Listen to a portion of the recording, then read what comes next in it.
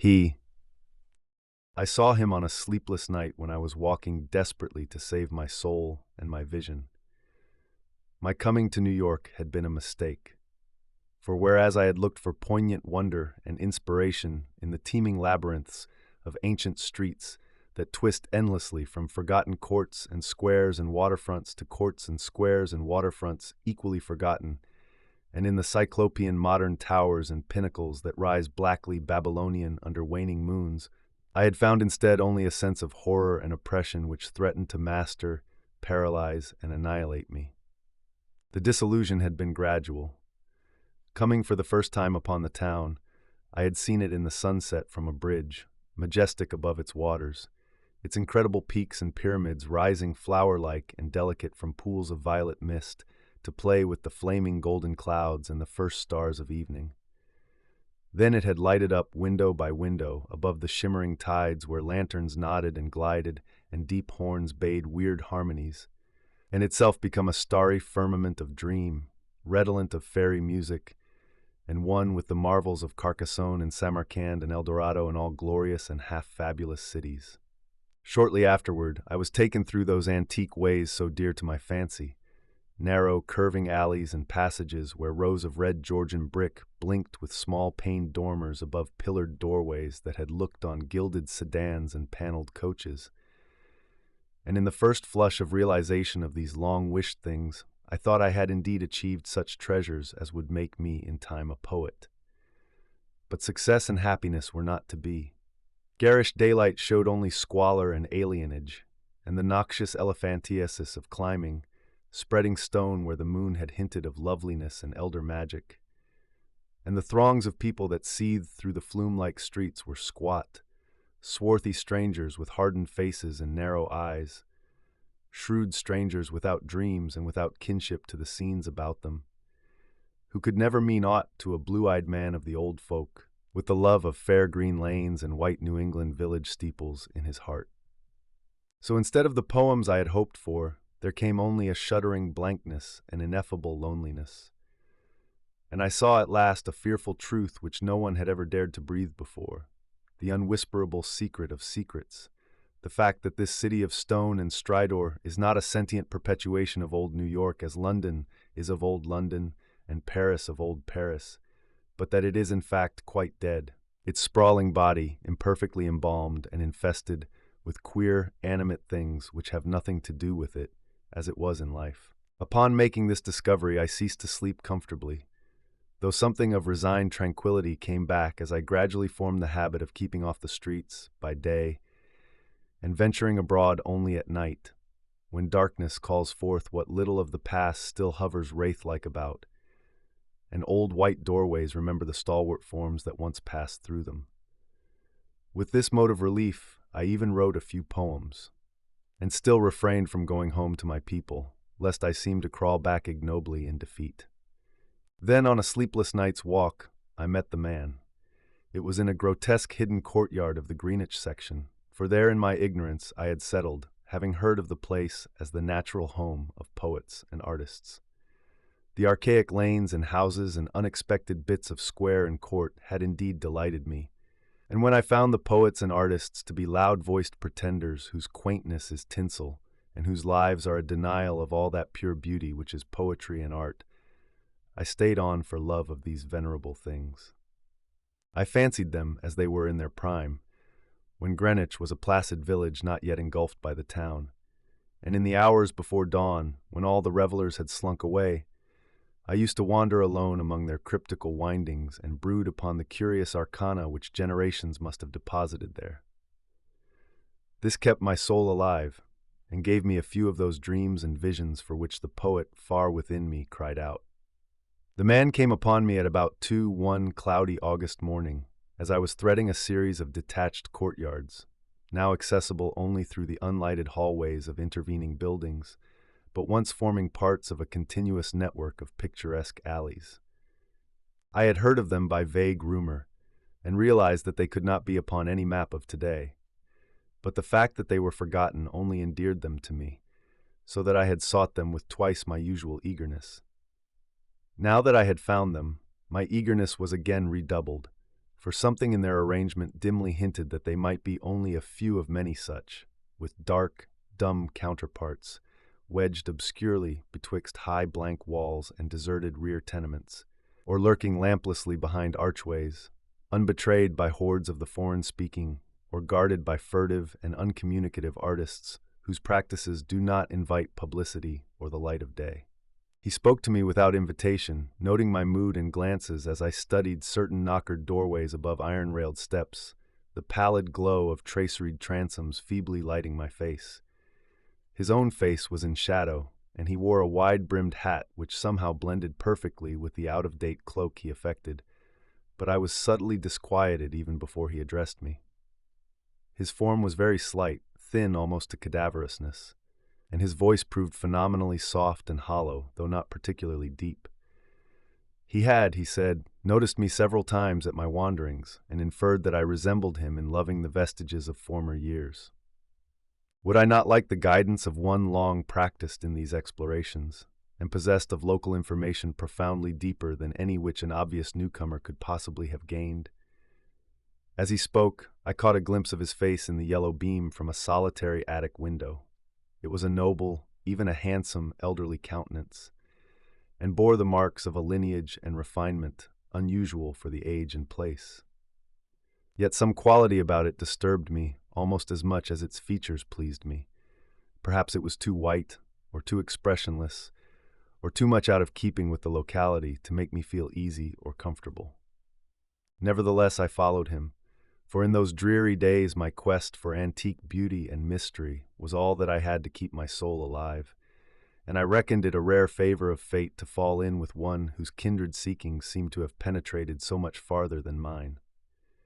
Something in the night constrained the cloaked man to silence, and for a long hour he led me forward without needless words, making only the briefest of comments concerning ancient names and dates and changes, and directing my progress very largely by gestures as we squeezed through interstices, tiptoed through corridors, clambered over brick walls, and once crawled on hands and knees through a low, arched passage of stone, whose immense length and tortuous twistings effaced at last every hint of geographical location I had managed to preserve.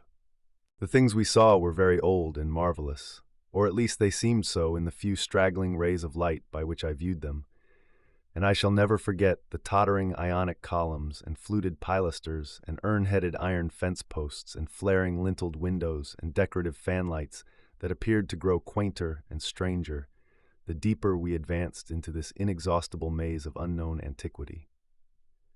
We met no person, and as time passed, the lighted windows became fewer and fewer. The streetlights we first encountered had been of oil and of the ancient lozenge pattern. Later I noticed some with candles, and at last, after traversing a horrible unlighted court where my guide had to lead with his gloved hand through total blackness to a narrow wooden gate in a high wall, we came upon a fragment of alley lit only by lanterns in front of every seventh house. Unbelievably colonial tin lanterns with conical tops and holes punched in the sides.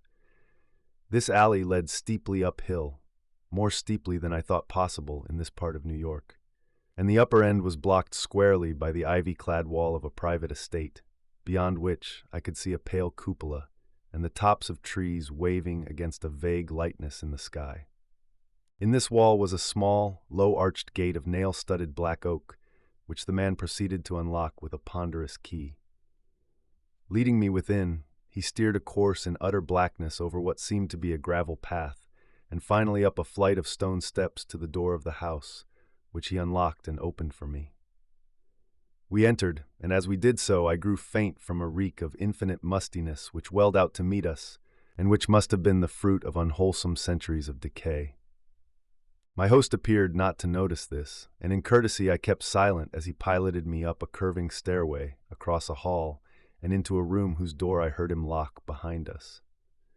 Then I saw him pull the curtains of the 3 small-paned windows that barely showed themselves against the lightening sky, after which he crossed to the mantel, struck flint and steel, lighted 2 candles of a candelabrum of 12 sconces, and made a gesture enjoining soft-toned speech.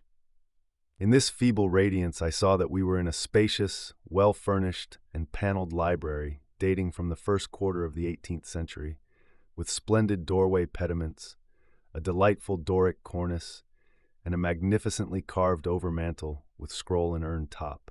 Above the crowded bookshelves at intervals along the walls were well-wrought family portraits, all tarnished to an enigmatical dimness, and bearing an unmistakable likeness to the man who now motioned me to a chair beside the graceful Chippendale table. Before seating himself across the table from me, my host paused for a moment as if in embarrassment. Then, tardily removing his gloves, wide-brimmed hat, and cloak, stood theatrically revealed in full mid-Georgian costume from queued hair and neck ruffles to knee breeches, silk hose, and the buckled shoes I had not previously noticed.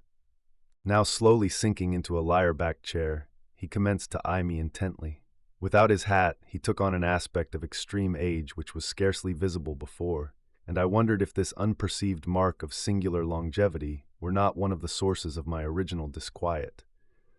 When he spoke at length, his soft, hollow, and carefully muffled voice not infrequently quavered, and now and then I had great difficulty in following him, as I listened with a thrill of amazement and half-disavowed alarm which grew each instant. "You behold, sir," my host began, "a man of very eccentrical habits, for whose costume no apology need be offered to one with your wit and inclinations. Reflecting upon better times, I have not scrupled to ascertain their ways and adopt their dress and manners, an indulgence which offends none if practiced without ostentation. It hath been my good fortune to retain the rural seat of my ancestors, swallowed though it was by two towns, first Greenwich, which built up hither after 1800, then New York, which joined on near 1830. There were many reasons for the close keeping of this place in my family, and I have not been remiss in discharging such obligations. The squire who succeeded to it in 1768 studied Sartain arts and made Sartain discoveries, all connected with influences residing in this particular plot of ground and eminently disarving of the strongest guarding.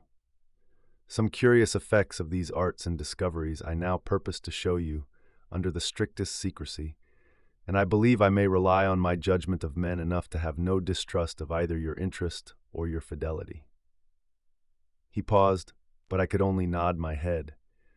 I have said that I was alarmed, yet to my soul nothing was more deadly than the material daylight world of New York, and whether this man were a harmless eccentric or a wielder of dangerous arts, I had no choice save to follow him and slake my sense of wonder on whatever he might have to offer.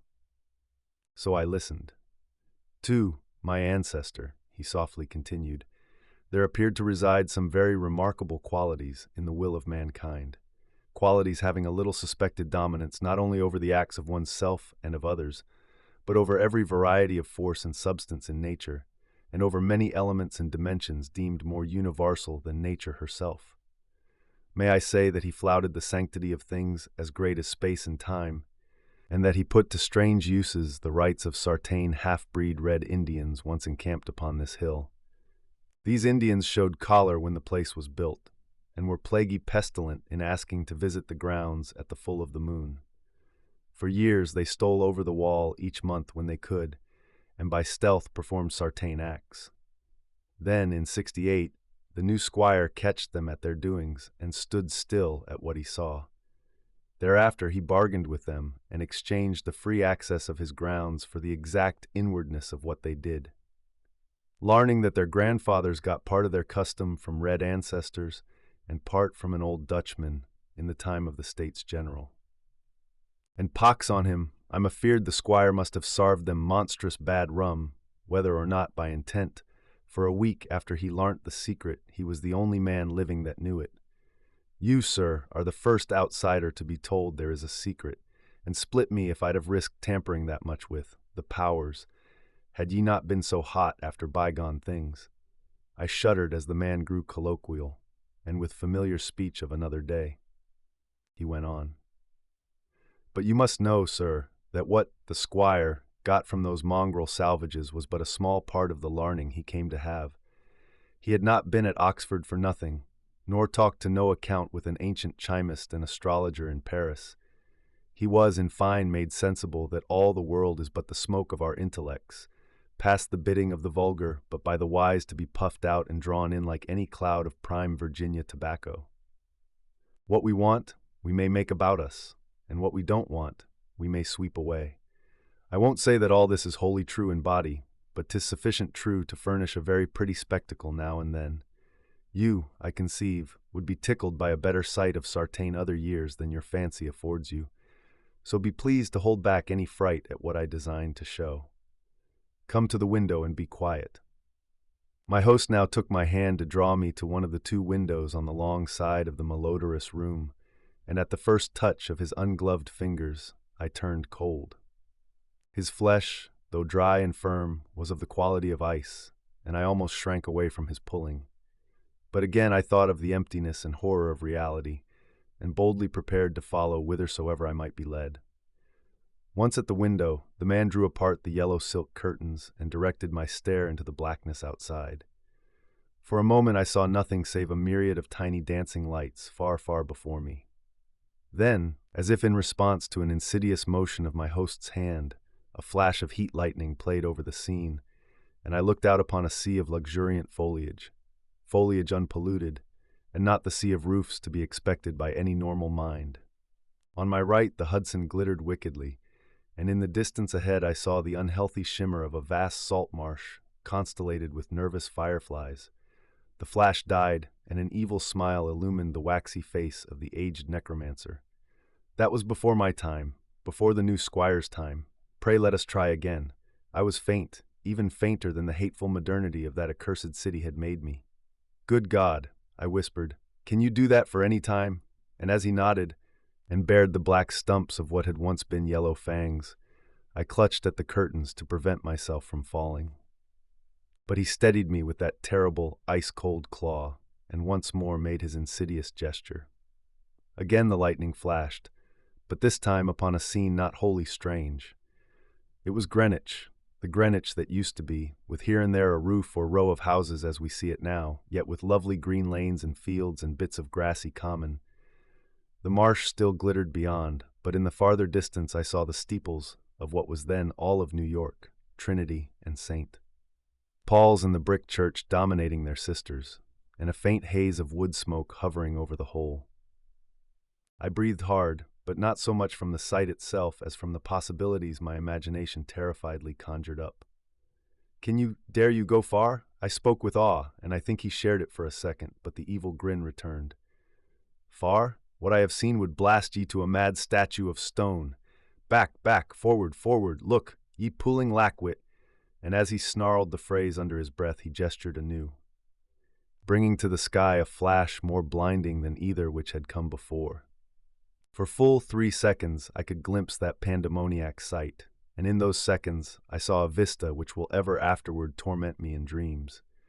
I saw the heavens verminous with strange flying things, and beneath them a hellish black city of giant stone terraces with impious pyramids flung savagely to the moon, and devil lights burning from unnumbered windows. And swarming loathsomely on aerial galleries, I saw the yellow, squint-eyed people of that city, robed horribly in orange and red, and dancing insanely to the pounding of fevered kettle drums, the clatter of obscene crotala, and the maniacal moaning of muted horns whose ceaseless dirges rose and fell undulantly like the waves of an unhallowed ocean of bitumen. I saw this vista, I say, and heard as with the mind's ear the blasphemous Dom Daniel of cacophony which companioned it. It was the shrieking fulfillment of all the horror which that corpse city had ever stirred in my soul, and forgetting every injunction to silence, I screamed and screamed and screamed as my nerves gave way and the walls quivered about me. Then, as the flash subsided, I saw that my host was trembling too, a look of shocking fear half blotting from his face the serpent distortion of rage which my screams had excited. He tottered, clutched at the curtains as I had done before, and wriggled his head wildly, like a hunted animal.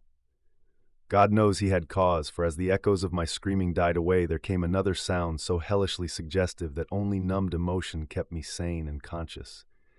It was the steady, stealthy creaking of the stairs beyond the locked door, as with the ascent of a barefoot or skin-shod horde, and at last the cautious, purposeful rattling of the brass latch that glowed in the feeble candlelight. The old man clawed and spat at me through the moldy air, and barked things in his throat as he swayed with the yellow curtain he clutched. The full moon, damn ye, ye yelping dog, ye called 'em, and they've come for me. Moccasined feet, dead men. Gad sink ye red devils, but I poisoned no rum o' yours. Han't I kept your pox-rotted magic safe? Ye swilled yourselves sick, curse ye, and ye must needs blame the squire.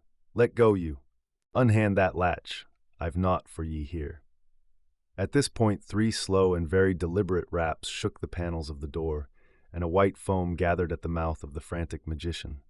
His fright, turning to steely despair, left room for a resurgence of his rage against me, and he staggered a step toward the table on whose edge I was steadying myself. The curtains, still clutched in his right hand as his left clawed out at me, grew taut and finally crashed down from their lofty fastenings, admitting to the room a flood of that full moonlight which the brightening of the sky had presaged.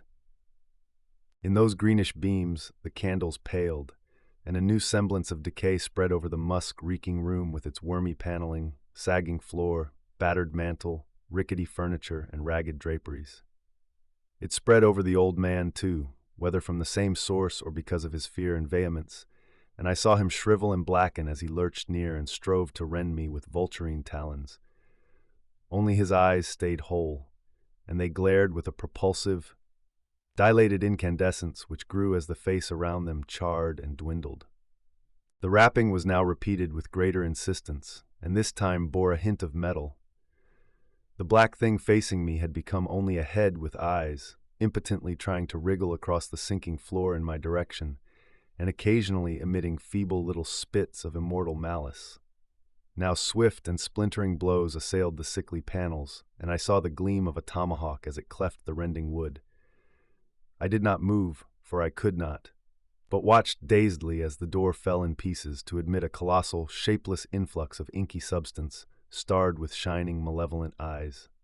It poured thickly, like a flood of oil bursting a rotten bulkhead, overturned a chair as it spread, and finally flowed under the table and across the room, to where the blackened head with the eyes still glared at me.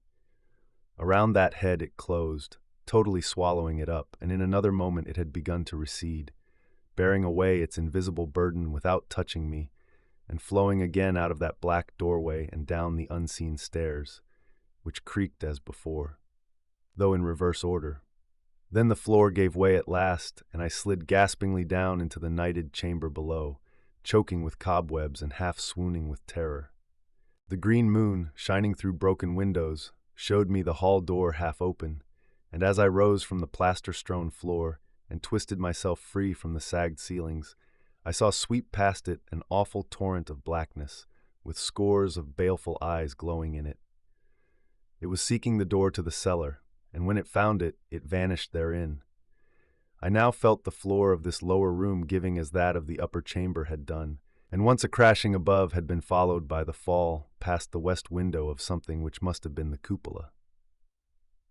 Now, liberated for the instant from the wreckage, I rushed through the hall to the front door, and finding myself unable to open it, seized a chair and broke a window, climbing frenziedly out upon the unkempt lawn where moonlight danced over yard-high grass and weeds. The wall was high, and all the gates were locked, but moving a pile of boxes in a corner, I managed to gain the top and cling to the great stone urn set there. About me in my exhaustion, I could see only strange walls and windows and old gambrel roofs.